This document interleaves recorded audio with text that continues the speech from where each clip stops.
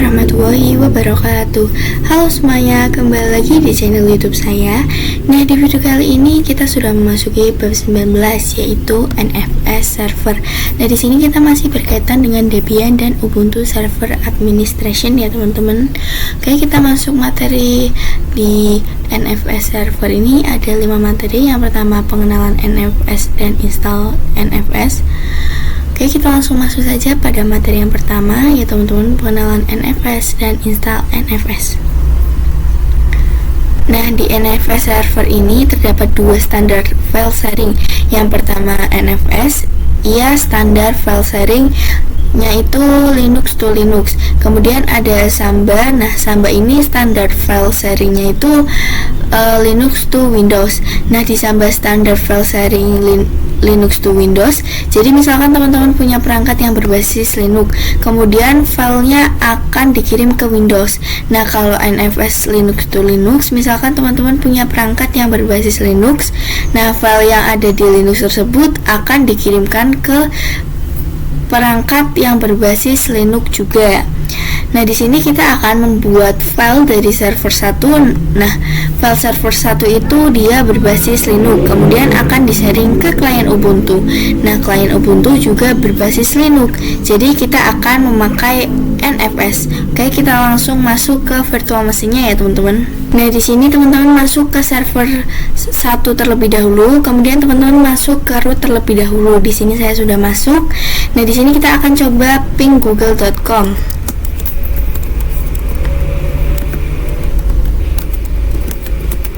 Oke, di sini pastikan berhasil ya teman-teman. Kemudian di sini kita akan masukkan perintah nano spasi /etc /apt/sources.list. Kemudian kita enter. Nah, di sini saya masukkan repositorinya. Di sini saya memakai repositori debian.org. Kita bisa keluar, Ctrl X, Y, enter. Oke. Kemudian kita bisa apt update ya teman-teman dengan perintah apt spasi update. Kemudian kita enter. Oke, kita tunggu. Nah, di sini update-nya sudah selesai. Kita akan menginstal NFS dengan perintah apt spasi install spasi nfs strip kernel strip server. Oke, kemudian kita enter. Nah, di sini tunggu sampai selesai, kemudian kita Y, enter. Oke, di sini tunggu sampai selesai ya teman-teman.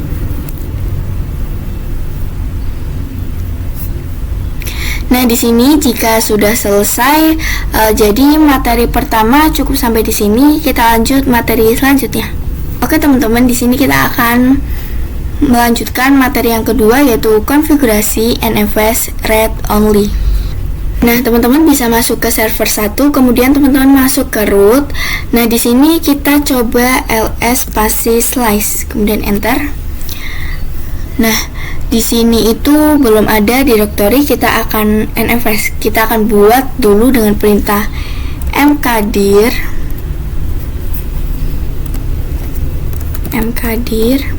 spasi /nfs1. Oke,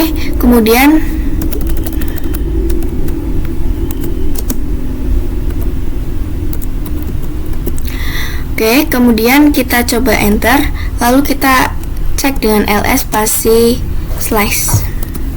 Nah, di sini teman-teman bisa lihat sudah ada directory yang namanya nfs1 ya teman-teman. Kemudian kita di sini masukkan perintah nano spasi /etc/export dan kita enter. Nah, di sini teman-teman bisa scroll ke bawah. Di sini, kemudian di sini kita tambahkan nama directory yang sudah kita buat tadi, yaitu dengan /nfs1. Kemudian kita tab 2 kali, lalu kita tambahkan bintang,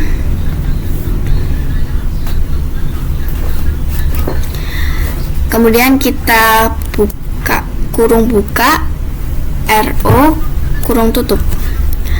Kemudian RO ini itu singkatan dari read only ya teman-teman. Kemudian kita save dengan perintah Ctrl X, bentar, Y, enter.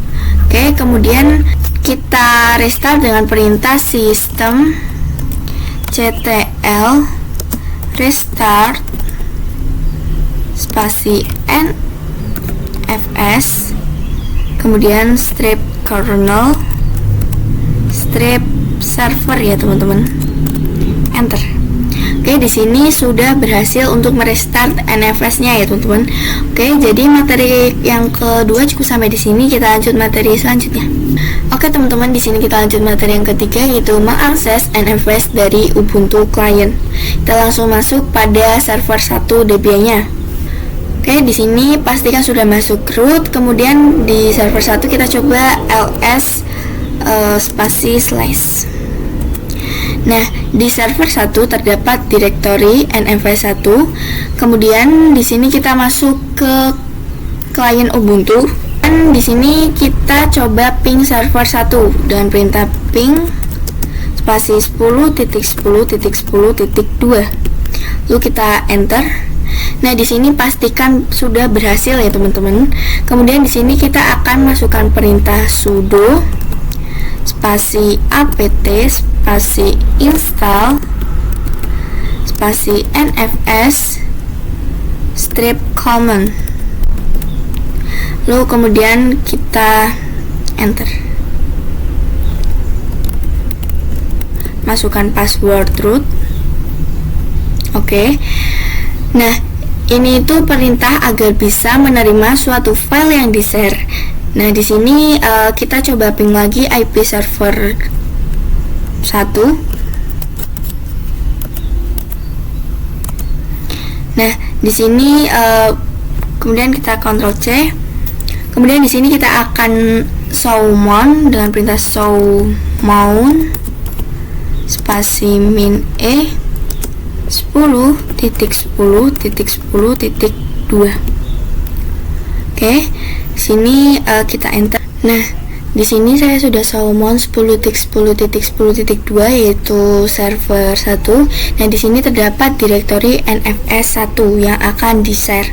Oke. Nah, kemudian di sini kita akan coba pwd di klien Ubuntu. Bentar, saya exit. Kemudian di sini saya akan coba pwd di klien Ubuntu. Nah, di sini filenya di home, simpan filenya di home. Kita buat direktori dengan perintah home. Nah, di sini saya sudah coba pwd di klien Ubuntu. Nah, di sini simpan filenya itu di home/Octavia. Nah, di sini saya akan buat direktori dengan perintah mkdir, kemudian spasi terima nfs. Oke, kemudian kita enter. Nah, fungsi direktori terima NFS ini adalah untuk menerima sebuah file yang kita terima melalui NFS1 dan juga digunakan untuk menyimpan seluruh filenya. Berikutnya, kita dapat mengkonfigurasi direktori terima NFS dapat digunakan untuk menerima seluruh file yang diberikan Debian server melalui NFS1, yaitu dengan sudo.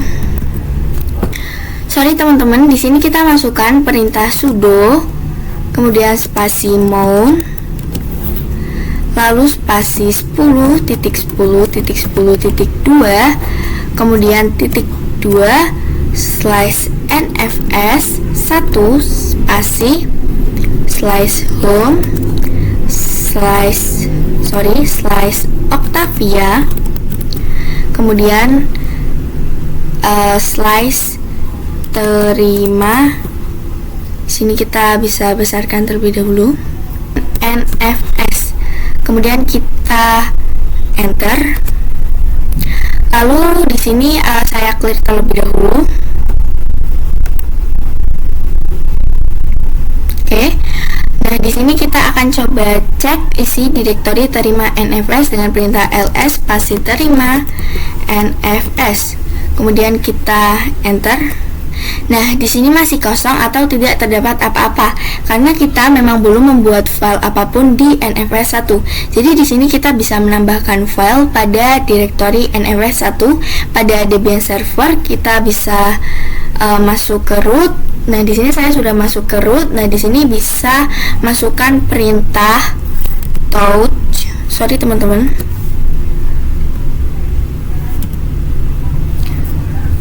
Di sini saya minimize terlebih dahulu. Touch.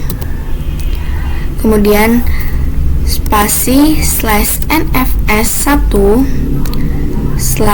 /via.txt. Kemudian kita coba enter. Kemudian kita bisa ke klien Ubuntu. Kemudian kita bisa cek dengan perintah ls terima nfs. Lalu kita enter. Nah, di sini filenya sudah sinkron atau sudah diterima oleh Ubuntu client melalui direktori terima nfs ya teman-teman. Oke, untuk materi yang ketiga cukup sampai di sini. Kita lanjut materi selanjutnya. Oke teman-teman, di sini kita lanjut materi yang keempat, yaitu konfigurasi NFS read write. Nah, seperti yang kita konfigurasi sebelumnya bahwa NFS 1 yang dapat mengaksesnya adalah IP apa saja dengan ciri simbol bintang ya. Namun aksesnya hanya read saja atau membaca saja, tidak dapat mengedit atau mengeksekusi. Nah, di sini kita masuk ke VirtualBox di client. Nah, di sini kita coba pada Ubuntu desktop dengan perintah touch terima nfs kemudian /via.txt. Nah, di sini itu pasti deny teman-teman atau read only system. Nah, kita coba nano spasi terima nfs /via.txt. Kemudian kita enter. Nah, di sini itu pasti akan muncul unreadable. Nah, kita akan membuat file baru yang mana file baru tersebut bisa melakukan read and write. Kita juga akan membuat direktori baru, namun direktori tersebut dapat diakses oleh IP dengan nama 172.16.1.0/24, di mana klien Ubuntu adalah salah satunya. Oke, kita Ctrl X. Nah, di sini teman-teman bisa masuk ke server 1, kemudian masuk ke root. Nah, di sini kemudian teman-teman masukkan perintah mkdir karena kita akan buat direktori dengan nama /nfs2. Kemudian kita enter. Kemudian kita masuk ke nano spasi /etc/export. Kemudian kita enter. Nah, di sini di bawah kita scroll terlebih dahulu. Di bawah NFS 1 di sini kita ketikkan /nfs2, lalu kemudian kita tab 2 kali. Kemudian di sini kita masukkan IP kliennya, yaitu 172 atau IP yang mengarah ke seperti klien ya teman-teman, 172.1.0/24. Oke, kemudian kita tambahkan buka kurung, lalu masukkan RW atau read write, kemudian koma SYNC sings. Kemudian kita tutup kurung. Nah, maksudnya adalah yang dapat mengakses direktori NFS 2 adalah IP 172.16.1.0/24. Kemudian kita Ctrl X atau save, kemudian Y, enter. Lalu di sini kita akan restart sistemnya dengan sistem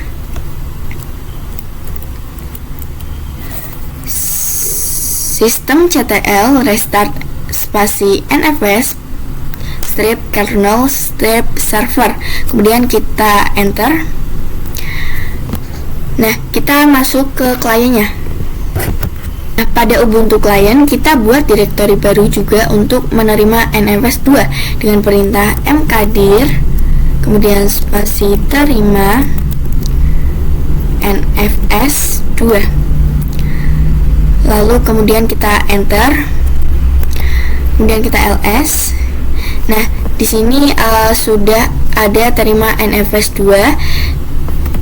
Nah, kita membuat direktori ini itu digunakan sebagai tempat menerima file yang ada di NFS 2. Nah, kita bisa sudo mount 10.10.10.10 sorry teman-teman 10.10.10.2 kemudian titik 2 lalu slash nfs 2 spasi slash home slash Octavia slash terima NFS 2. Oke, jadi sudo spasi mount 10 spasi 10.10.10.2 titik 2 lalu slash NFS 2 spasi slash home slash Octavia slash terima NFS 2 dan kita bisa enter. Nah, di sini kita bisa cek dengan ls spasi terima NFS 2 lalu kita enter. Di sini tentunya masih kosong, maka kita perlu membuat file dulu di Debian server. Kita bisa masuk ke server satunya. Ini kita bisa masukkan perintah touch spasi slash nfs 2 slash hello.txt kemudian kita enter. Dan kita bisa cek lagi pada Ubuntu desktopnya.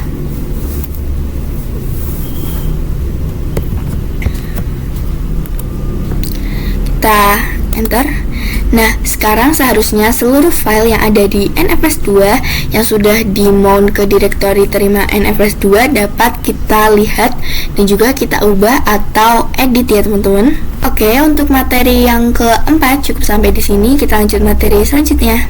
Oke teman-teman, kita lanjut materi yang kelima yaitu mount NFS permanen. Nah, kita perlu melakukan NFS permanen. Kita perlu melakukan mount secara permanen karena jika kita mematikan Ubuntu kita kemudian merunningnya kembali, kita harus mengemount satu-satu direktori yang sudah kita mount sebelumnya. Yang mana hal tersebut sangat tidak efisien ya teman-teman. Jadi kita bisa masukkan perintah sudo spasi nano spasi slash etc slash vfs tab kemudian kita enter. Nah, di sini kita bisa melakukan konfigurasi di bagian paling bawah ya teman-teman. Nah, di sini kita bisa masukkan IP 10.10.10.2 kemudian titik 2 NFS lalu titik 2 NFS 1 sorry teman-teman kemudian spasi slash home slash Octavia